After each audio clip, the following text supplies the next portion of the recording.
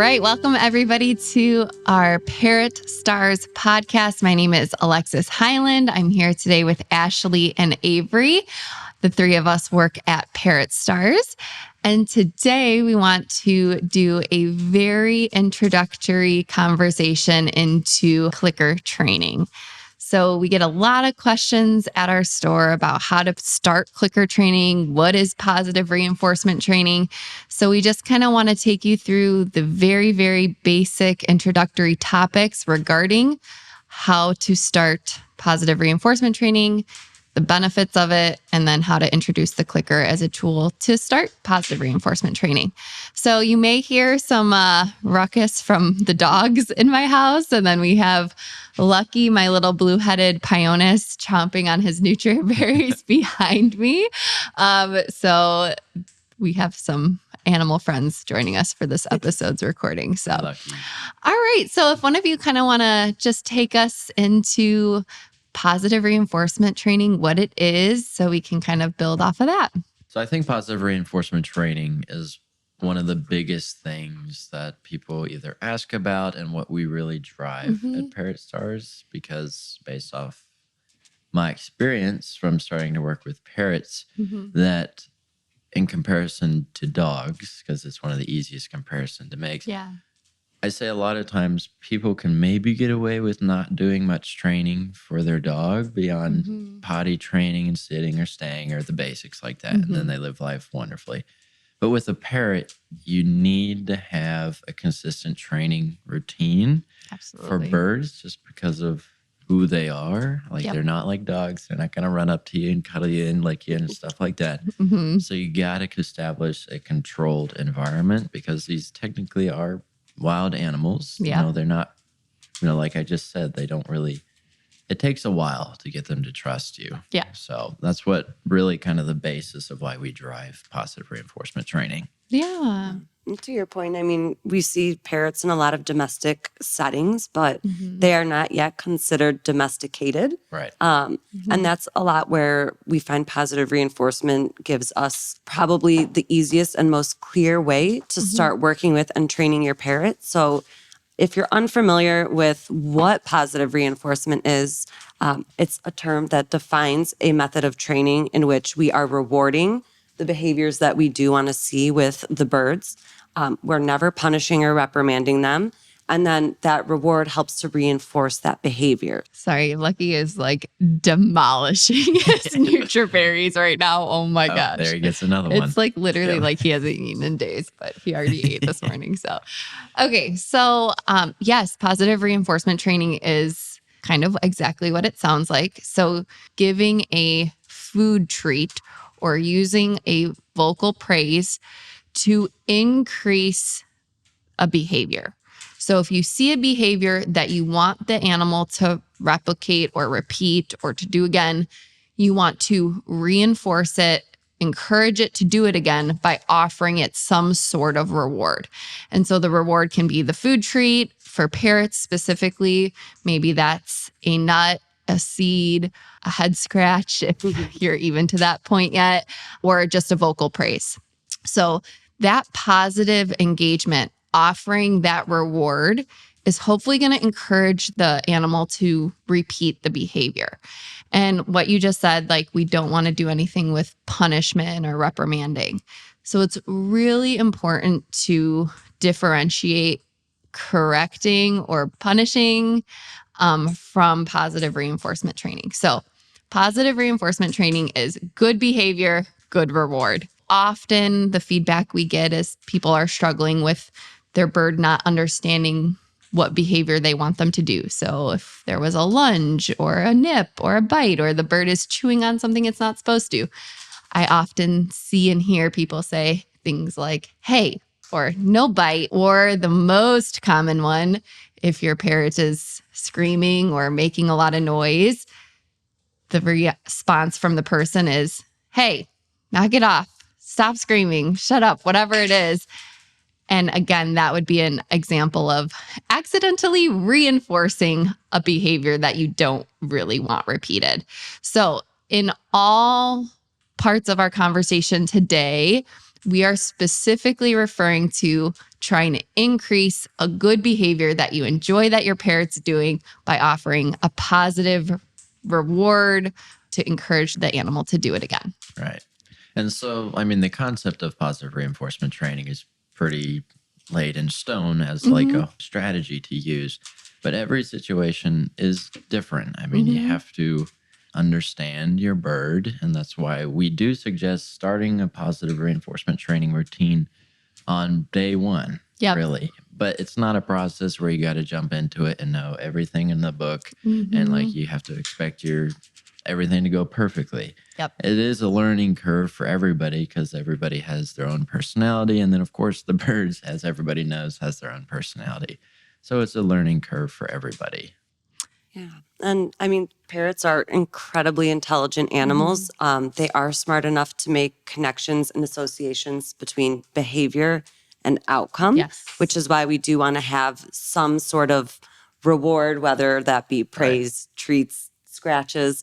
And to your point about unintentionally reinforcing behavior, just a couple examples would be, you know, if your bird is on your hand and starts mouthing or chewing on you, when we start saying no or stop or don't, by the time the bird is confident enough to physically be on our hands, our voice has become soothing. So if I'm telling the bird, no, don't do that, they're just hearing that soothing voice while they're chewing. That could be a reinforcer. Or if we get a nip or bite and then we go to put the bird back in the cage, the bird might start to think when I want to go back, I tell you by nipping you or putting my beak on you. So it's really important that we're careful how we also behave and respond to our bird's behavior too. Yeah.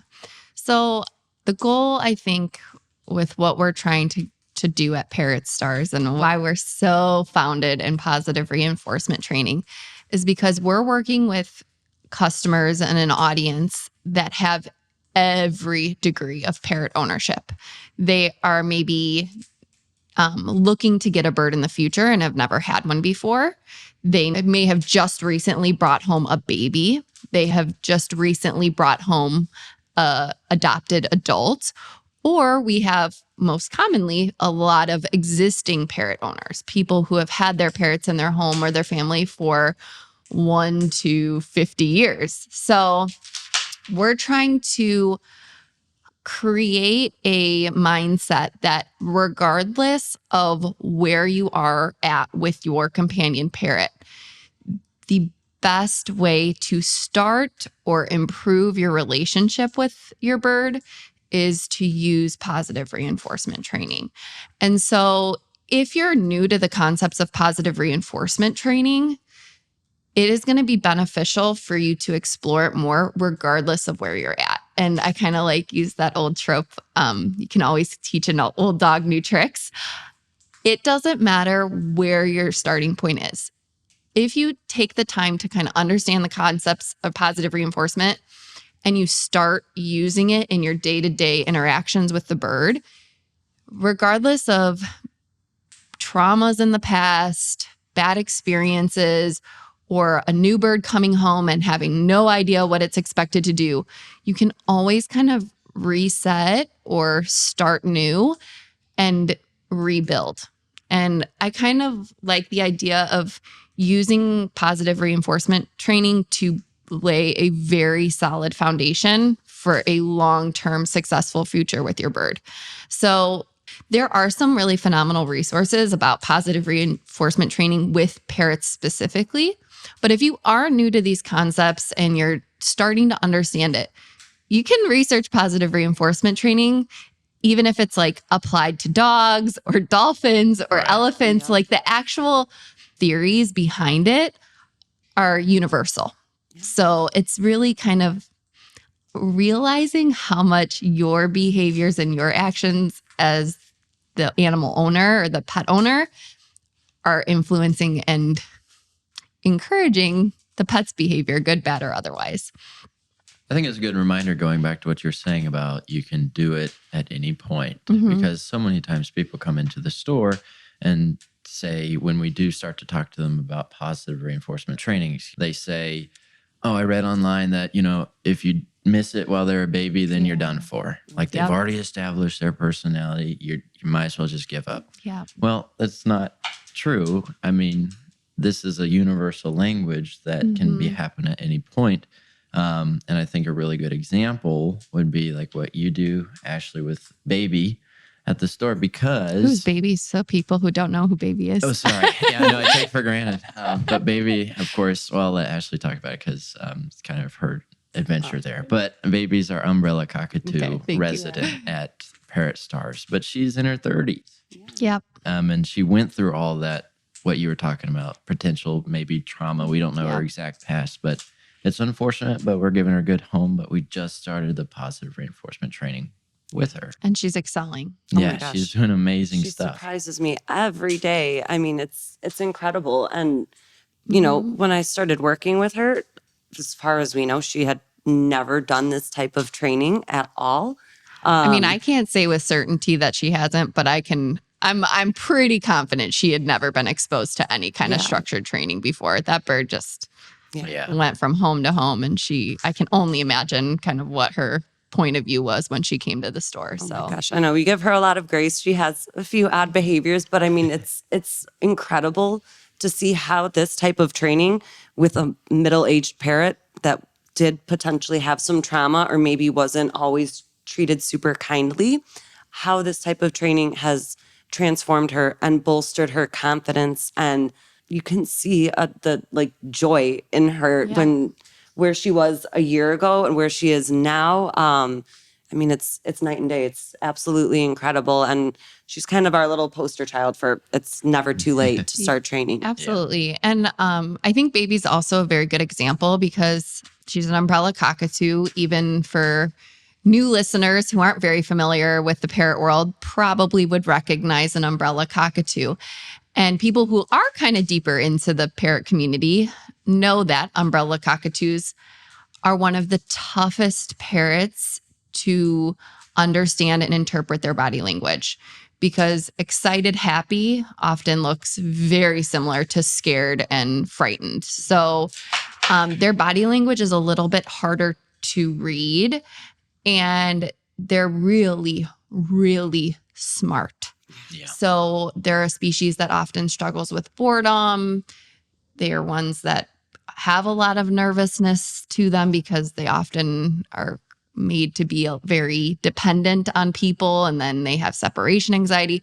So when we're talking about Baby, who's a total adult and she's been in multiple homes, I mean, with to our knowledge, no background in positive reinforcement training, the reason I think we're seeing such huge results with her is because we're taking a bird that's just been in pure chaos, and the positive reinforcement training is allowing her to have very predictable and consistent engagement with new people.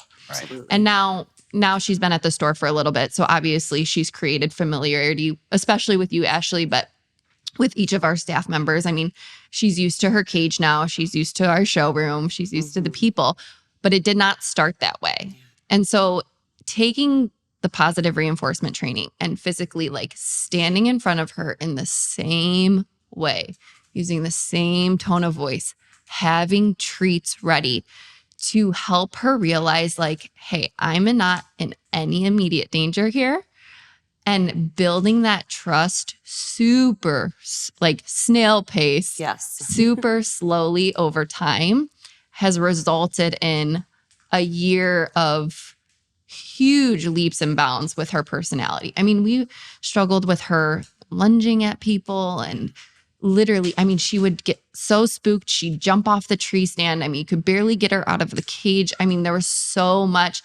And now when she sees Ashley coming with her training, like treat pouch on her waist, like Baby is ready to work. Oh, she is like literally like comes right out. Yeah. So again, these are just the benefits, but I think it's going to be helpful to our audience to kind of do a little bit of a breakdown of how somebody might actually get started with their training. Well, to begin, and we always drive this point into the ground for customers, especially when they're first getting started, is you have to go into it slowly and you have to go into it with a mindset of this might take a very long time, and you cannot get disappointed or frustrated. Totally. Because as we just said, and what so many people know about parrots is that they can read up on anything that you're feeling when you're feeling it. Mm-hmm. And so if you take it slow, and you're not expecting an outcome at any point, you're setting yourself up for success, but you're also getting to know your bird slowly,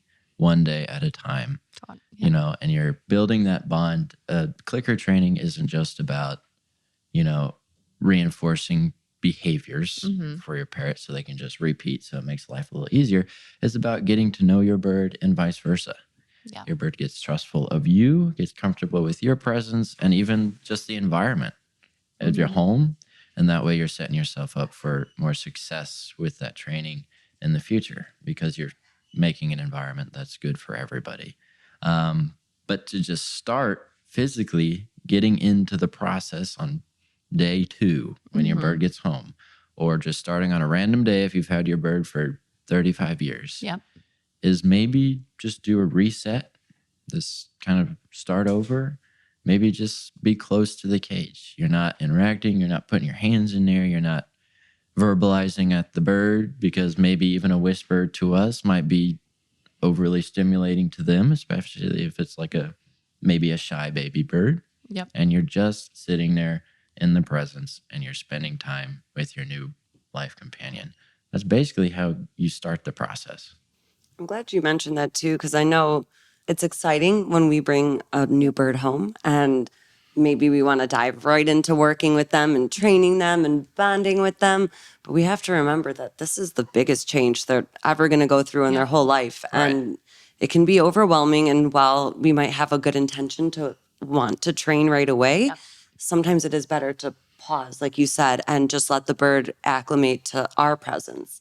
And that alone can be really powerful. It gives the bird a chance to take us in and see that we're not a threat and that nothing bad is happening. So I'm really glad you mentioned that. Yeah. And I think something that I want to gently say to our audience, because I know that 99% of parrot owners are incredibly well-intentioned, but humans are complex creatures. We are very smart. And I think sometimes we forget that humans evolved as predators. I mean, there's a lot of predatory traits about humans. So not only do we look predatory with our forward-facing eyes and our big bodies that move very quickly, we also are very emotional creatures, okay? And so a lot of people are incredibly well-intentioned when they're bringing a new bird home or they're trying to reset with an existing bird. Right.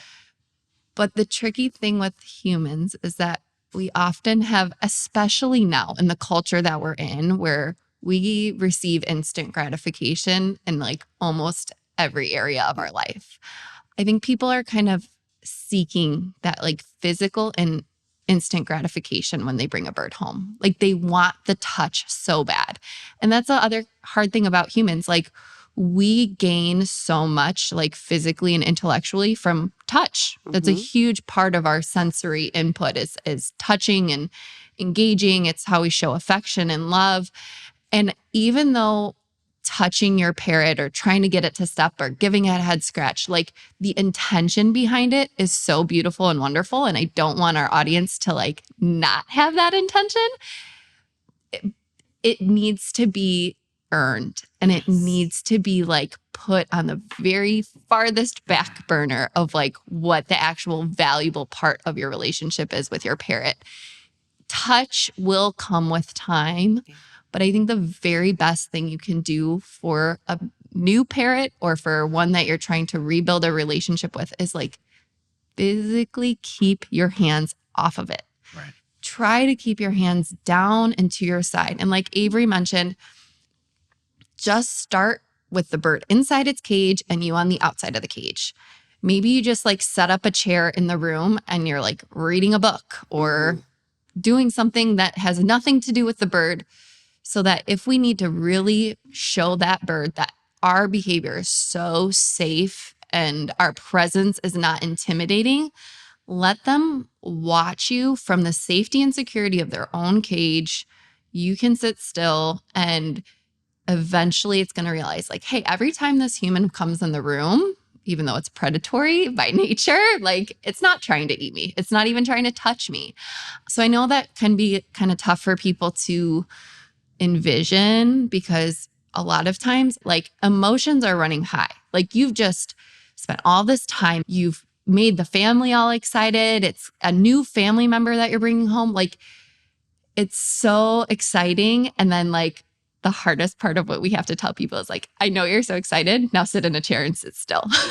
Yeah. I know it's tough and we understand that it is, but we're trying to really convey to everybody like the best thing though that you can do for that bird to build that foundation, to have the like long-term bond created is just to start with sitting still, letting the bird realize like you're not going to come reach in the cage and grab at it. You're not going to do anything unpredictable.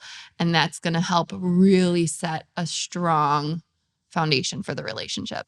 There's something that you said, Alexis, it doesn't matter when, but I remember you said it to a customer one time, and I kind of put things into perspective, not to trivialize or maybe make it more complex.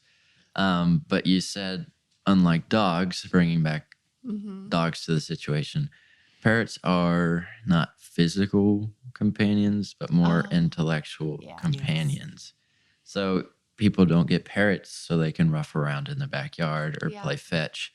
These are, companions in your life that are going to be there for a big portion of your life, maybe even further for the larger birds.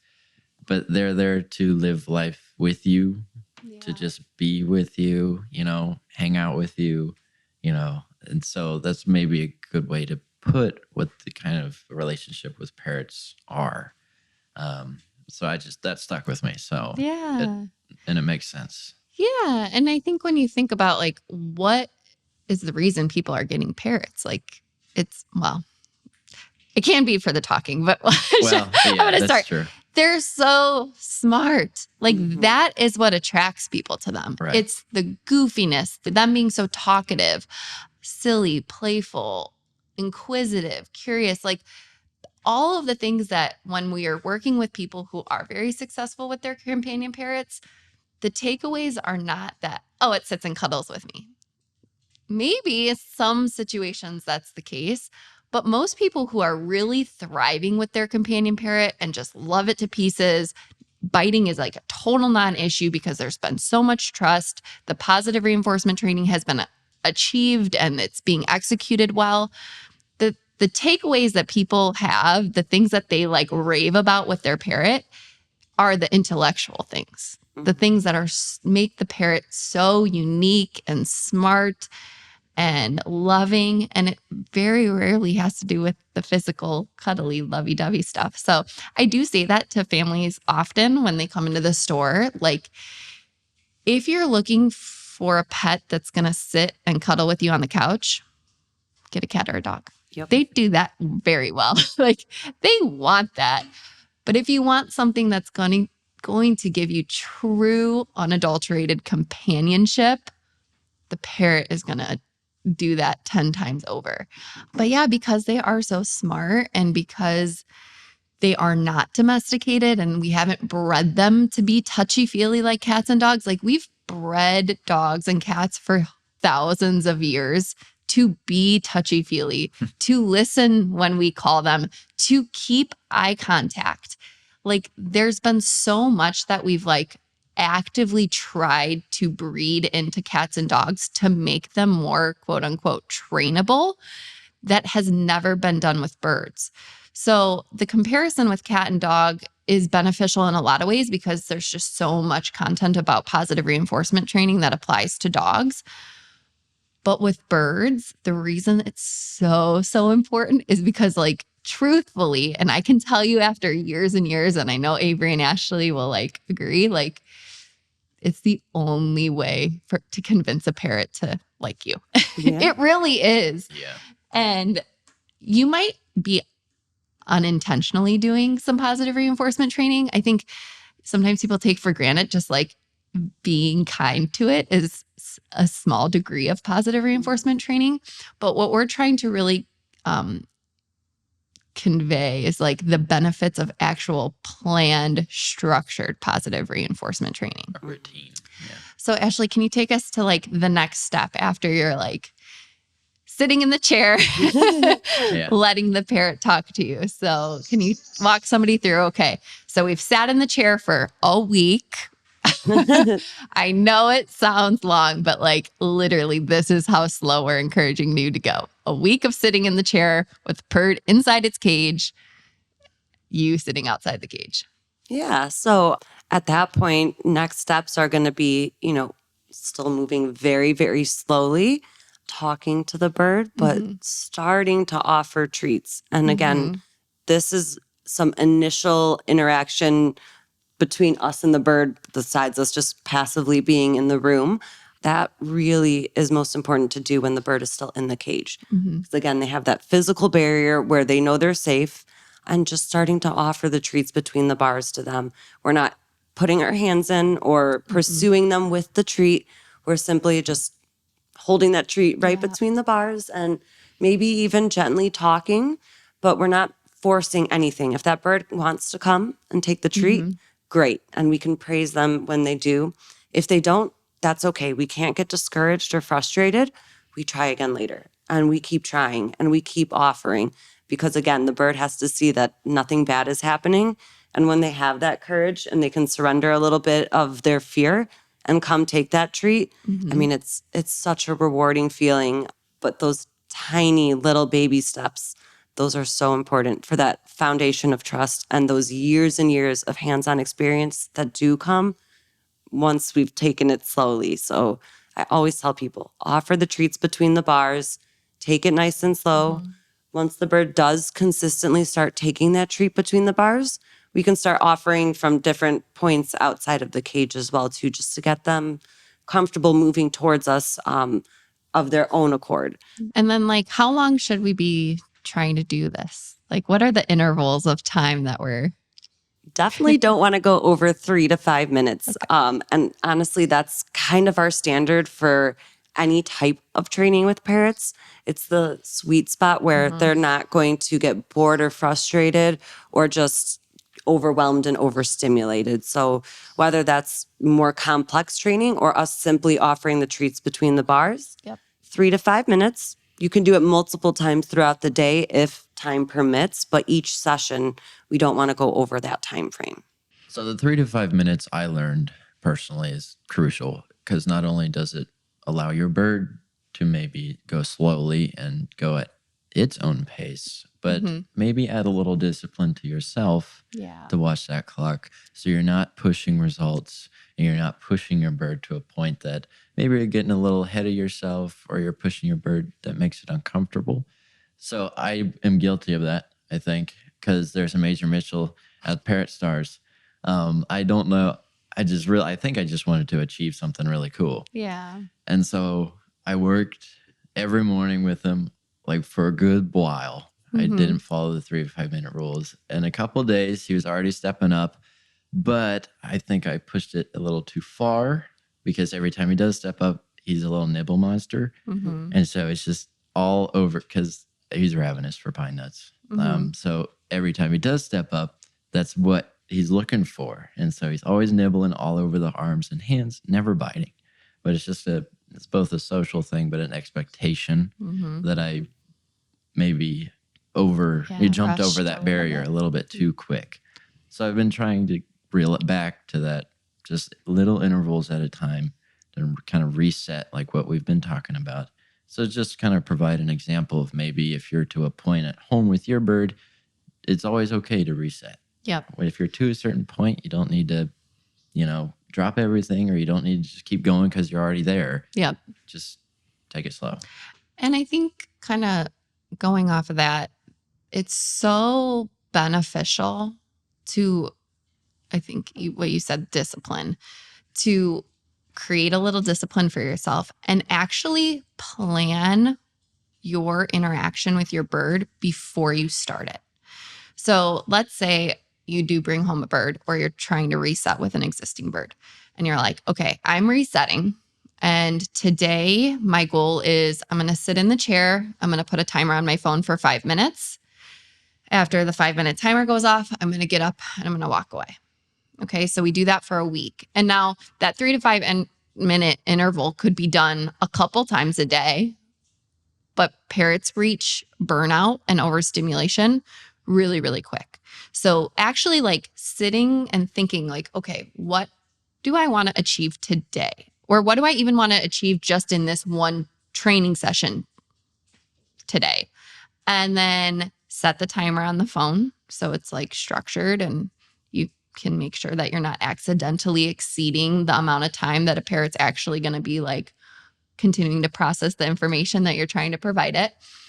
And then I think the benefit of doing that is it's going to avoid potential disappointment or like what you mentioned, kind of like letting the ball keep rolling. And then even though it's good things, like you're reaching goals, it's not in like the way that's exactly what you were hoping for. So it's going to avoid that frustration or that disappointment, because if all you were able to do is sit in a chair and have your bird not crash around its cage and get scared of you, like that is a huge win. That is a great takeaway from a day with your parrot. And then if we're building, like Ashley mentioned, like we're a week of sitting in the chair, we're now starting to approach the cage with a treat in our hand.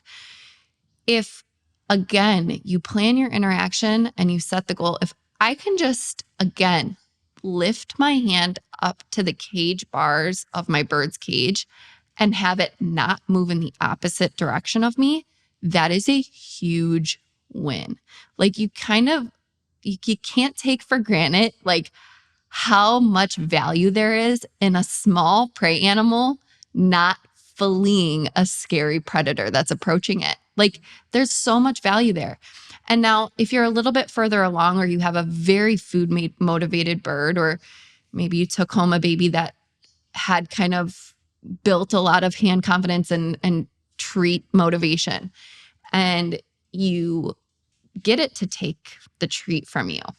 Again, like Avery just mentioned, like don't just keep rolling. Stop there. Plan your interactions that like, no, the goal of this interaction was just to take one walnut from my hand and then walk away. If you are able to consistently end each interaction on a positive note, where you as the bird owner are walking away like beaming with happiness and confidence, that bird is going to feel that energy and respond very, very well to it. But again, humans are complex and we are very goal driven and very motivated. And sometimes we just kind of like nudge and push a little bit too much. And then if we have that little ting of disappointment, or the bird looked like it was going to take a treat, but then lunged at the last minute or flew away at the last minute, and now we're ending on like a little bit of a frustrated, like disappointment note, the bird's going to feel that change in energy.